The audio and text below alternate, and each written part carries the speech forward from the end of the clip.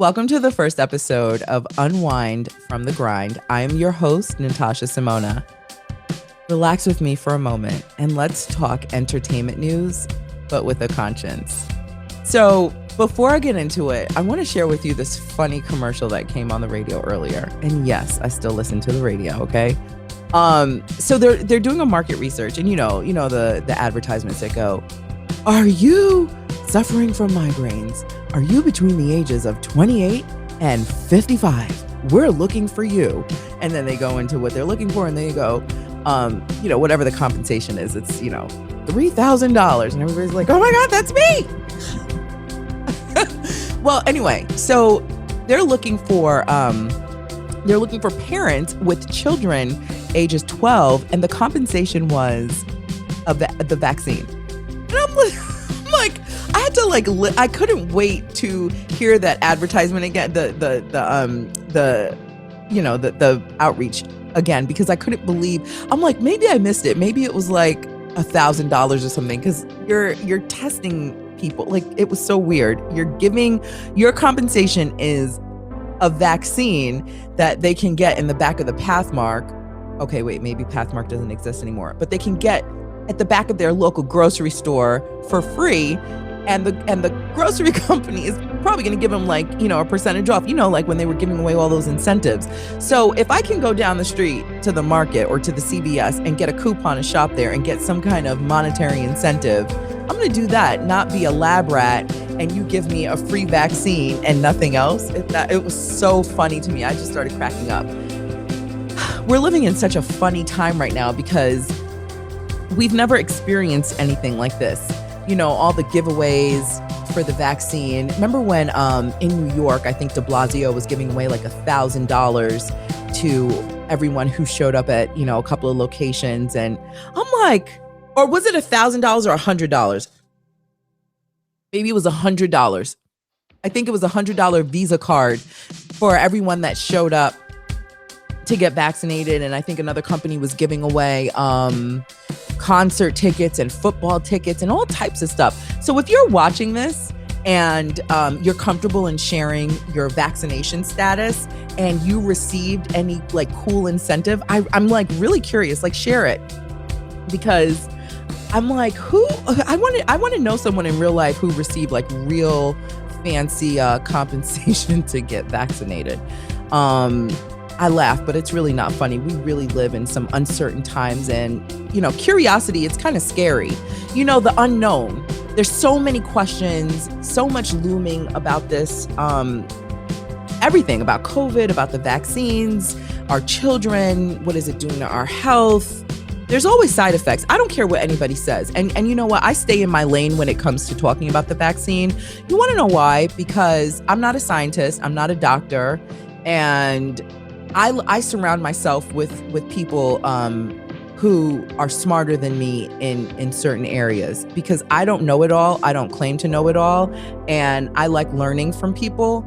And so stuff like this, I stay very quiet with a pen and paper, and I turn my ears all the way up, because I know good and well I'm not sitting there and combing through millions of words to read. This is why I didn't become a doctor. But you know what? I love the fact that we live in this era, because we can hop online and have discussions, right? I would love for everybody watching this to have discussions in the comments and learn from each other respectfully, because this show is being delivered to you with a conscience. And so we must keep it that way. Be respectful. And when you have people who are curious, let's be careful with judging. Let's not judge the curious minds. And I say that because the internet is ganging up on Nicki Minaj, and I don't like it. I don't like it at all. Nicki Minaj has a great platform, the same way a lot of your favorite entertainers have. They have voices that will be heard louder and bigger, right, in bigger spaces than we do. And because of that, of course, they have to be careful with, certain things that they say. But I don't think they should be censored, especially when it comes to situations like this, because we're all equal here, right? We all have equal curiosity. What is this? What is it doing to us? What is it doing for us? How, who, what, when, where, why, how long, all of these things. And because of that, I really take my hat off to Nicki for using her platform and sharing her curiosity. She was invited to the Met Gala and she turned it down. Now the Met Gala is like the costume ball. It's the Halloween for Hollywood. And it's so much fun to see them all get dressed up and really have a good time. And, you know, I'm sure Nicki wanted to go. Who wouldn't want to go? I want to go next year. Maybe I'll be there, maybe I won't. I don't know, but I want to go. Well, anyway, this year, for the first time ever, and this is the first year that they've been back since 2019 because they canceled it last year. So everyone's excited. Everyone is in full glamour as always. And it's a good time. All of the Hollywood buddies are able to see each other because it's like, hell yeah, we've been locked up in our house and, you know, in our tight little spaces for so long. I mean, people are just excited. And I'm sure Nicki was excited to go. But once they put out the mandate that all of the Met Gala put out the mandate that all of the participants, they want all the participants to be vaccinated. And that's just the way of what's happening.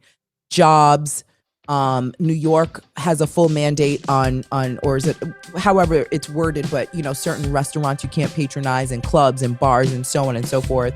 The stadiums to go watch your favorite games. Schools, they're starting to implement that here in Los Angeles, I think next month or something like that. Like what they did in New York. And before you know it, the whole country is going to follow suit. So majority of Hollywood, you can't work unless you're vaccinated. And Nicki feels like, you know, I didn't say I was never going to get vaccinated, but I'm curious. Like I need more information. Now, if you didn't know, Nicki had COVID. She recently just got over COVID and she was away from her new baby. She's a new mother and she was away from her family for 10 days.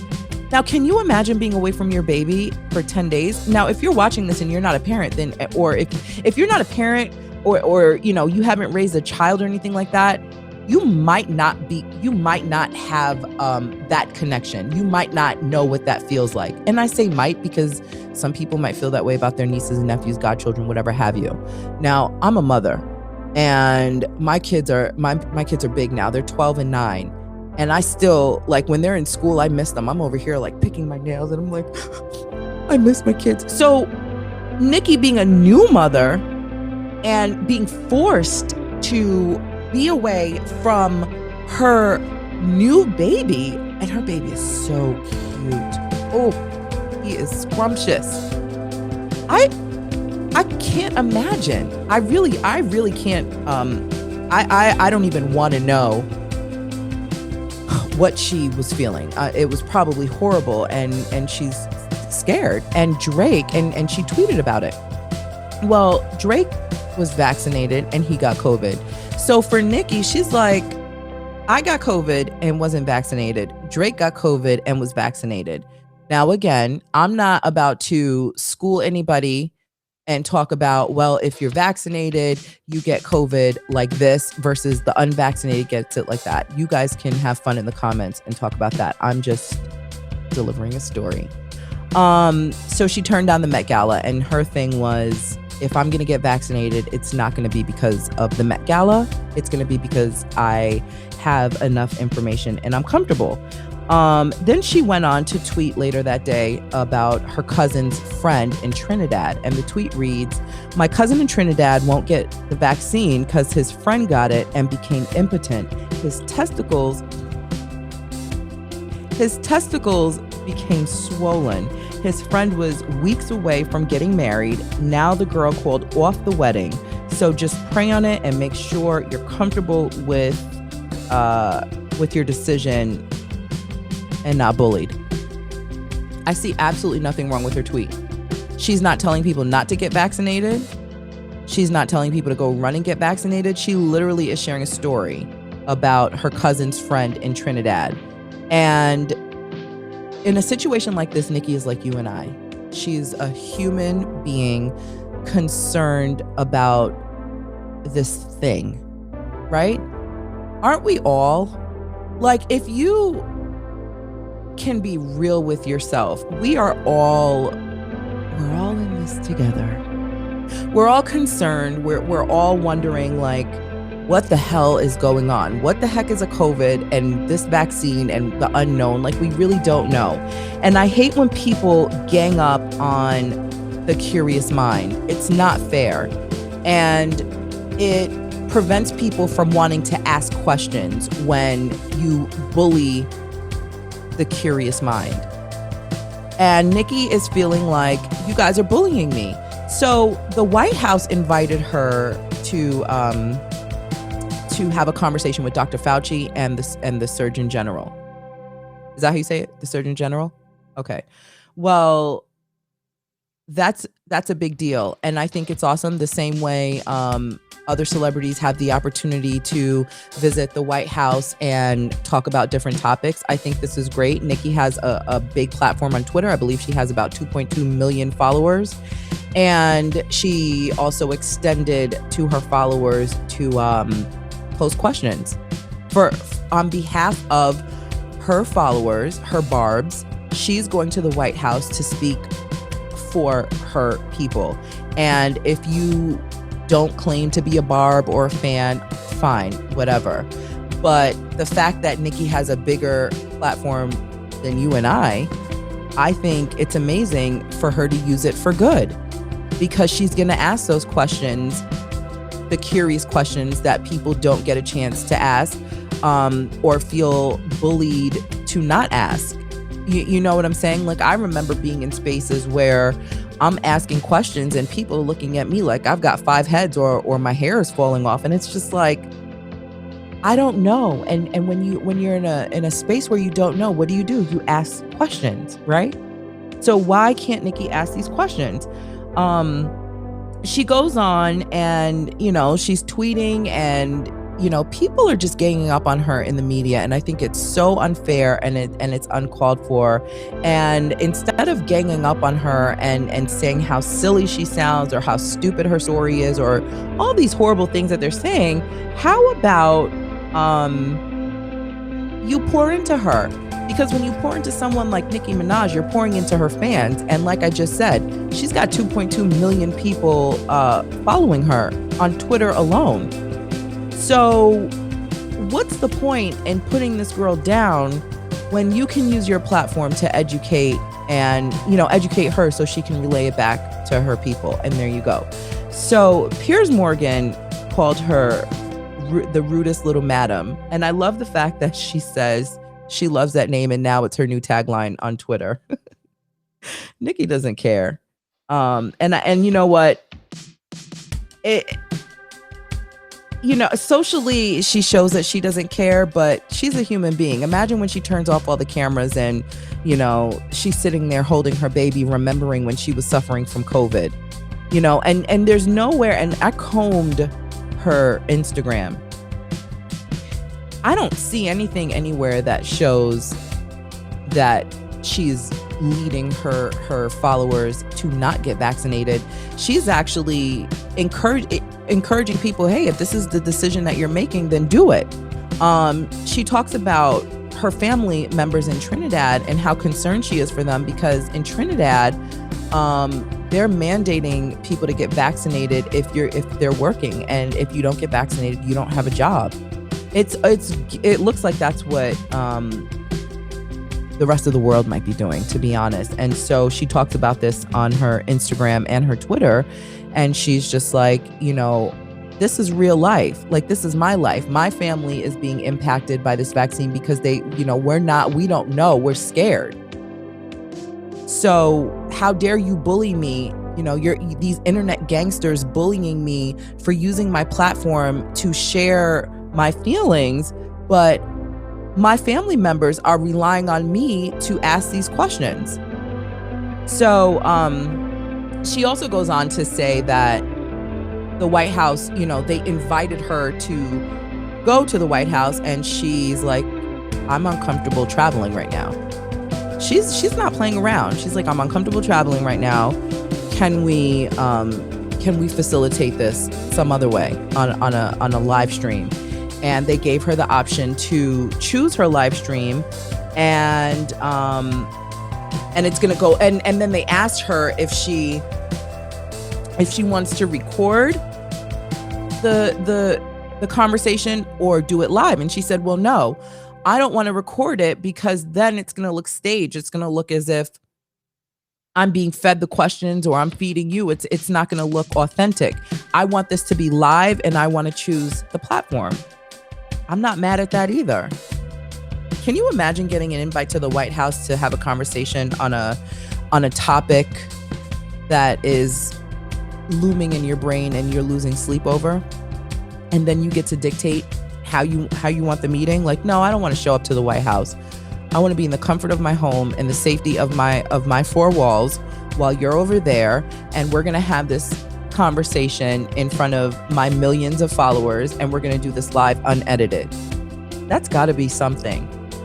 So I'm happy that she has the opportunity to do that, and I want us to embrace her and embrace that, because we really do live in some weird, uncertain times, and we all have questions, and no one's question is better or more foolish than the next. Do you know what I'm saying? Does that make sense? Say whatever you want about Nicki. I saw other people talking about her butt injections and stuff like that. Why are we doing that? Why are we even violating her like that? That's weird to me. So because she got butt injections, she shouldn't be curious about a vaccine? Is that logical thinking?